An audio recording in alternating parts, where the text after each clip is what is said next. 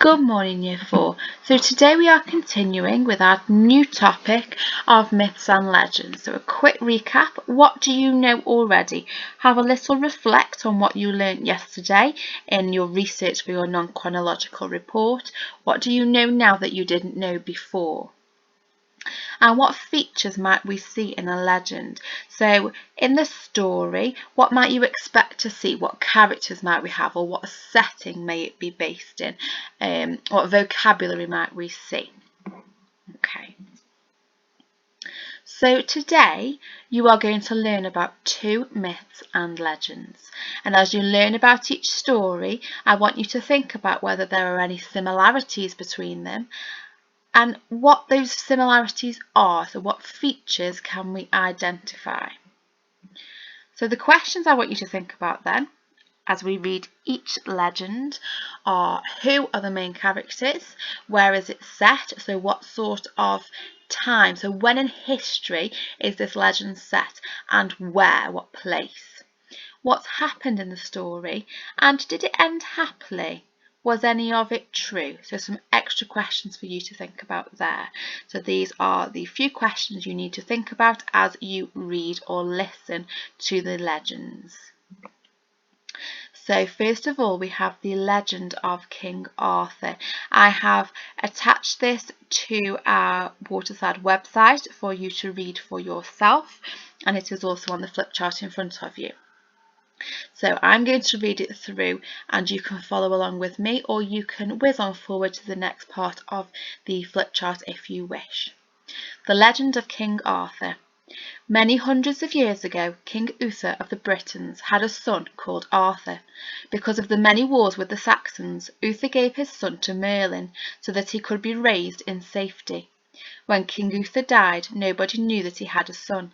Therefore, there was much arguing about who should be the next High King of the Britons. At this time, a mysterious stone appeared in London. A sword was sticking out of the stone with a message on it. The message said that whoever pulled the sword out of the stone was the rightful High King of the Britons. No one, however, could pull the sword from the stone.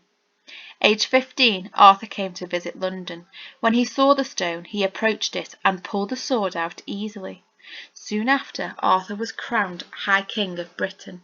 Merlin, his father's old wizard, helped him rule. Merlin took Arthur to see the Lady of the Lake, who gave Arthur a sword named Excalibur. With the help of Excalibur and his loyal knights, Arthur was able to defeat his enemies, and Britain became a peaceful land. Arthur married a beautiful princess called Guinevere. Arthur and Guinevere were given a large round table, which Arthur used to meet with his bravest and best knights. These knights were known as Knights of the Round Table, and were adventurous and brave. The bravest knight of all was Sir Lancelot.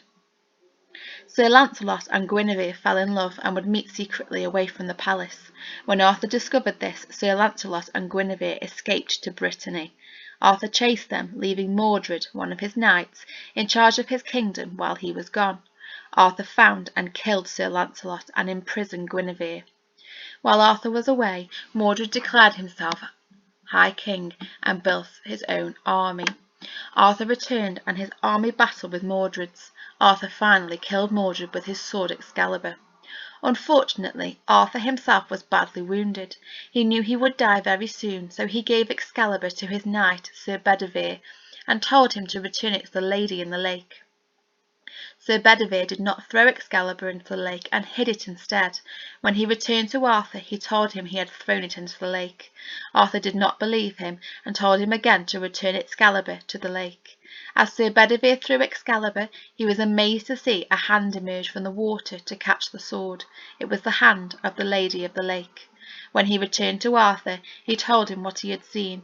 Arthur knew then that Excalibur had returned to the Lady of the Lake.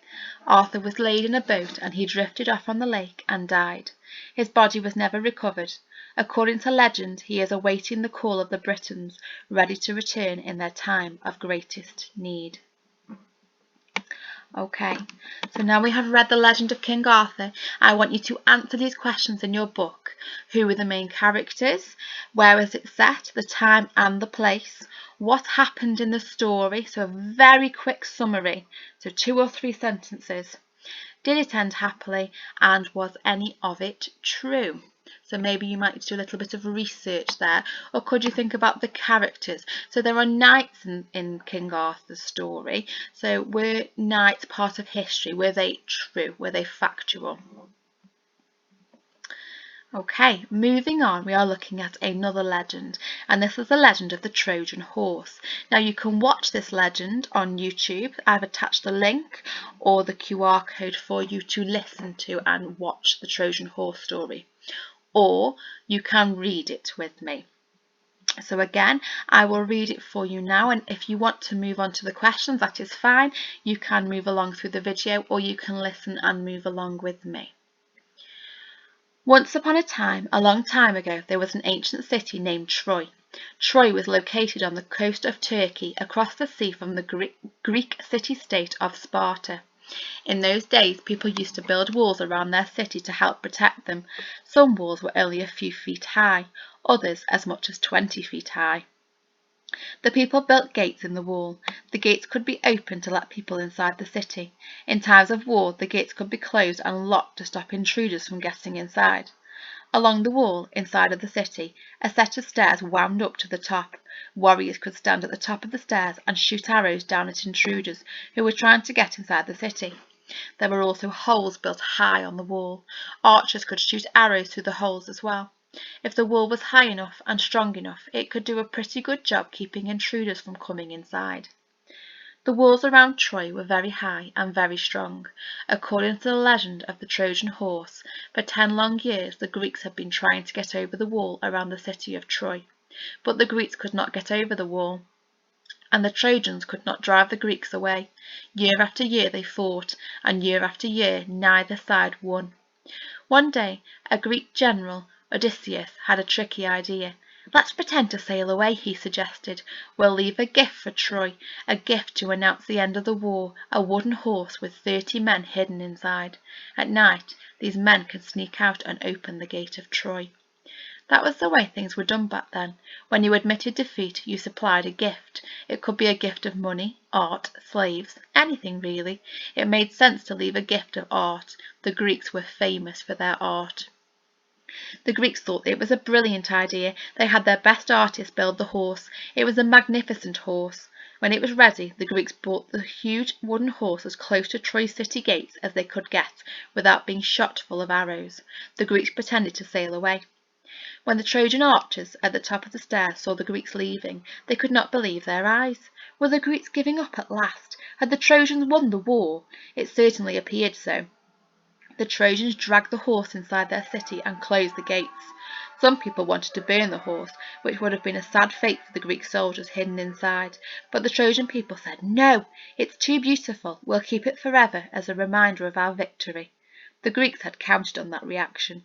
The Greeks might be famous for their art, but the Trojans were famous for their bragging. The Greeks were sure the Trojans would want to display the magnificent horse. Sure enough, that's exactly what happened, or so legend says. That night, while the Trojan people slept soundly, exhausted from their celebrations, the 30 Greek men hidden inside the wooden horse climbed out and opened the gates of Troy, and let the Greek army inside. That was the end of Troy. There is an old saying, one still used today, "Beware of Greeks bearing gifts."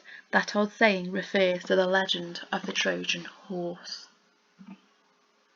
Okay, so looking at your questions again, who were the main characters? Where was it set? Time and place? What happened in the story? Again, a short summary of what happened in the story. And did it end happily? Was any of it true? When you have completed those sets of questions for both legends, so for Troy and for King Arthur, the last thing I want you to do is think about what makes a good myth or legend. I want you to create a steps to success. So any similarities you've found between those stories, any features you've found which you realise are needed in myths and legends from your non-chronological report yesterday, you could now use in your steps to success. So perhaps you think that there needs to be a hero in a legend, or you think that it needs to have a happily ever after, or perhaps you think it needs to have an element of truth to it, or is it all fiction? Okay, I want a step to success with 4 steps for a good myth or legend. That is your final task for today. I cannot wait to see what you produce.